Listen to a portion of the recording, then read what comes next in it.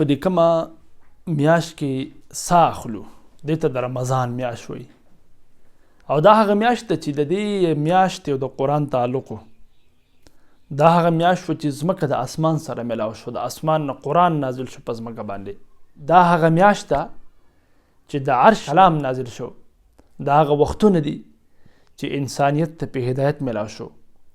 و سوچ وکړو چې رمضان او د قرآن دومره مضبوط تعلق دی چې رسول الله با جبریل علیه السلام ته د رمضان په میاشت کې قرآن اورو. صحابه کرامو به کوشش کاو د رمضان په میاشت کې به د قرآن سره تعلق. څومره مشران چې تیر شوي دي، امامان، امام مالک رحمت الله علیه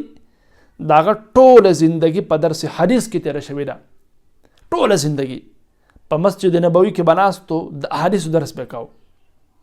خو چې کله به د رمضان میاشت راله نو بس د احادیثو درس به بند کو، ول د رمضان میاشت د قرآن میاشت ده او قرآن ته به توجه ورکړه او د قرآن تلاوت به شروع کو. نن وګورو هر سړی دې سوچو کې چې د رمضان او د قرآن دومره مناسبت دی، آیا زما د قرآن سره څومره تعلق دی؟ زه په رمضان په میاشت کې د قرآن درس ته څومره کینم، زه په خپله د قرآن تلاوت څومره کومه. نو چې د رمضان میاشت تېره شي او زما د قرآن سره پکې تعلق پیدا نه شي، د رمضان میاشت تېره شي زما پکې الله مغفرت ونه کړي، نو انسان له یره پکار ده، په خپل ځان باندې یریدل پکار دی چې هسې نه زه خو چېرته محرومه نه یم.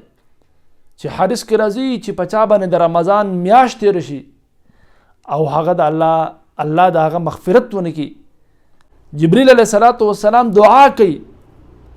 او نبی علیه السلام پې امین وایي چې د هغه کس دی تباه شي، برباد دي شي، هلاک دي شي چې په چا د رمضان میاشت تېره شو د هغه مغفرت ونه شو.